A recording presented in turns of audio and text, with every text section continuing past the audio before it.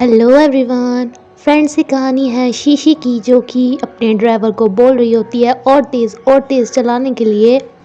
पीछे वाली गाड़ी में इसका बॉडीगार्ड बैठा होता है जो कि इसे बचा पाता, लेकिन इससे पहले ही और तेज़ चलाने के चक्कर में इनकी कार का एक्सीडेंट हो जाता है एंड ये पानी में गिर जाती है, जहाँ पर इसका बॉडीगार्ड इसे बचाने के लिए आता है। लेकिन पानी में ही गिरते हुए इसे थोड़ी सी चोट लग गई थी, जिसकी वजह से अब इसकी फैमिली को पता चलता है कि ये अपनी याददाश्त खो चुकी है। इसके पापा के कहने पर इसका बॉडीगार्ड इसके ड्राइवर को बहुत ज़्यादा पनिश करता है, जो कि इसके कहने पर गाड़ी और तेज़ चला रहा था। शीशी अपने घर से भागना चाहती थी एंड उसने पहले भी कई बार सुसाइड करने की कोशिश कर चुकी थी। शीशी के पापा शीशी की जिम्मेदारी उसके बॉडीगार्ड को सौंपकर एक बिजनेस इवेंट के लिए चले जाते हैं। बॉडीगार्ड को लग रहा था कि शीशी का एक्सीडेंट किसी ने जानबूझकर किया है, लेकिन उसने इस बारे में शीशी के पापा को नहीं बताता। शीशी की मेड एकदम से भागकर आती है और इन सभी को लगता है कि शायद शीशी ने दोबारा से सुसाइड करने की कोशिश की, इसलिए इसे पानी में से जल्दी से बाहर निकाल लेता है। लेकिन ये कोई सुसाइड नहीं कर रही थी, सिर्फ एक बात ले रही थी। शीशी जब अपने बॉडीगार्ड को ध्यान से देखती है तब इसे याद आता है कि यही वो था जिसने इसे पानी में से बचाया था एंड इसे अपना बॉडीगार्ड काफ़ी पसंद आता है।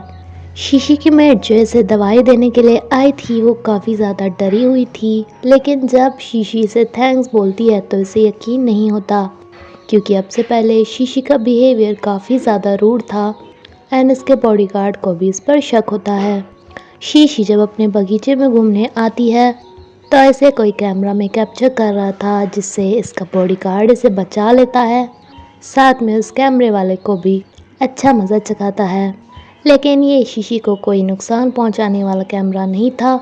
ये शीशी के मैनेजर ने यहाँ पर भेजा था, क्योंकि आज शीशी का डेब्यूट सॉन्ग रिलीज़ होने वाला था। शीशी तांगसुई के बारे में अपने बॉडीगार्ड से पूछती है एंड कहती है कि क्या मुझे इसके साथ चलना चाहिए।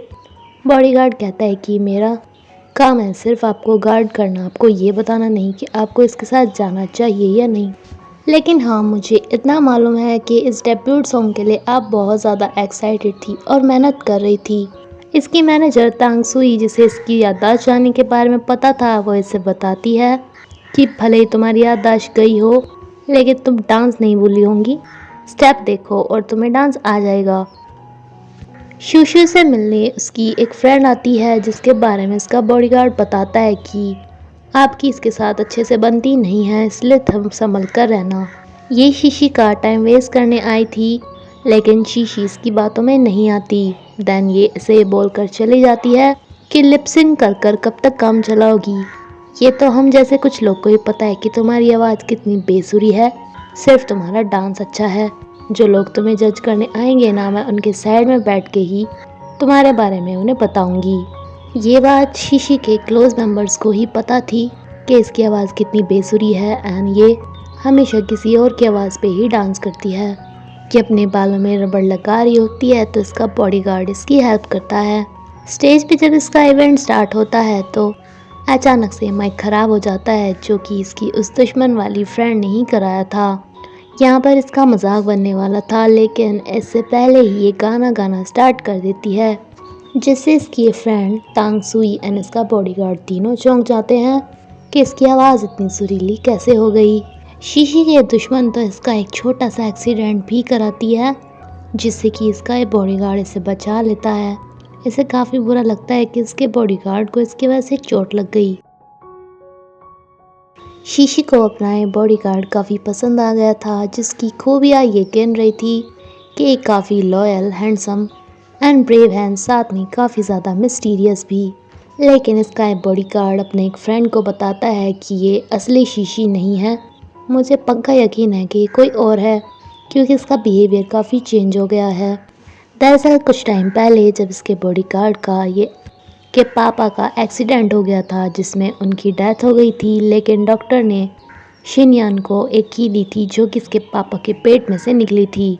शिनयान को पता चला था कि इसके पापा ने घर में ही एक तहखाना बनाया हुआ है, जिसमें दीवार पे से शीशी की बहुत सारी पिक्स मिली थी एंड तब से ही इसने अपने दोस्त को बोलकर अपनी फेक आइडेंटिटी बनाकर शीशी के बारे में जानकारी निकालने के लिए इसका बॉडीगार्ड बन गया था।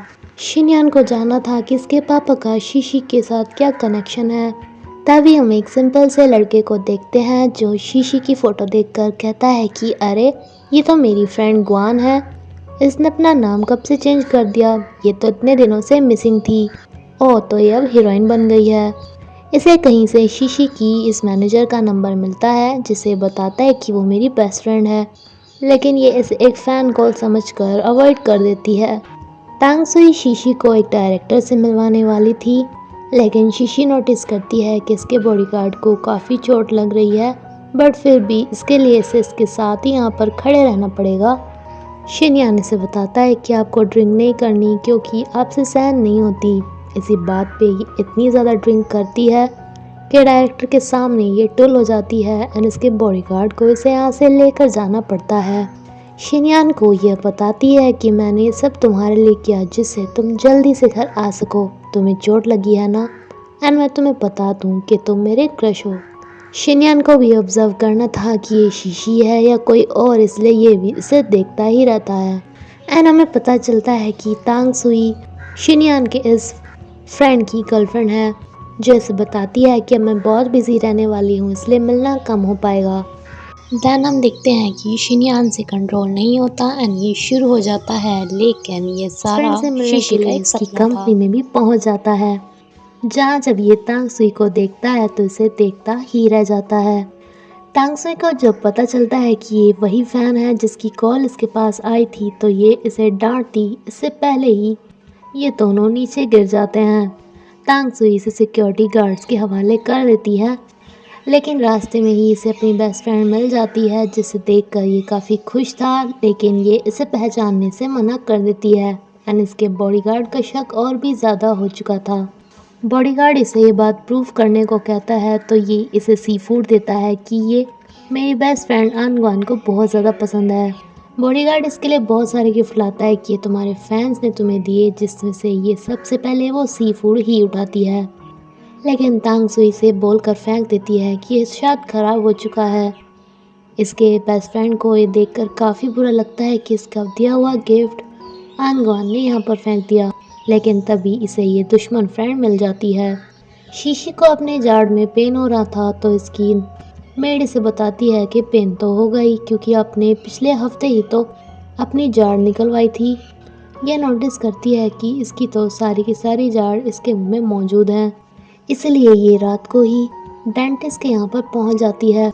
इसका बॉडीगार्ड भी इसका पीछा कर रहा था, जिसे देखकर ये चौंक जाती है। जो इसके साथ नॉर्मल बिहेव कर रहा था तो ये इससे पूछती है कि क्या तुम्हें ये नहीं पूछना कि मैं यहाँ पे क्यों आई, शायद मैं वो नहीं हूँ जो तुम सब सोच रहे हो। लेकिन ये इसे कहता है कि अगर तुम वो नहीं भी हो तब भी तुम्हें वही बनकर अब रहना होगा। ये शीशी के इस फ्रेंड को भड़काना स्टार्ट कर देती है कि शीशी से मैं तुम्हें मिलवाऊंगी। एक रियलिटी शो हो रहा था जिसमें इसके फ्रेंड को बुला लेती है एंड सभी को बताना स्टार्ट करती है कि ये तो तुम्हारा बेस्ट फ्रेंड था, फिर फेमस होने के बाद तुमने इसे इस तरह क्यों छोड़ दिया।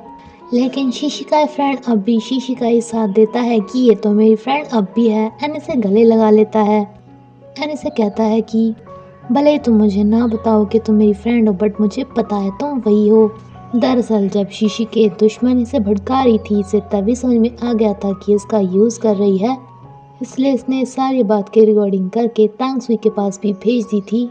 एंड इसके बॉडीगार्ड ने जो इसके रबड़ बांधने के बहाने इसके बाल लिए थे उसके टेस्ट से इसे पता चलता है, जो शीशी के बालों से 99.9% मैच हो रहा था, कि ये दोनों जुड़वा बहनें हो सकती हैं। एंड इसके साथ ये एपिसोड यहीं पर ही ख़त्म होता है। फ्रेंड्स, अगर आपको मेरी वीडियो अच्छी लगी तो प्लीज़ लाइक करेगा। Thank you.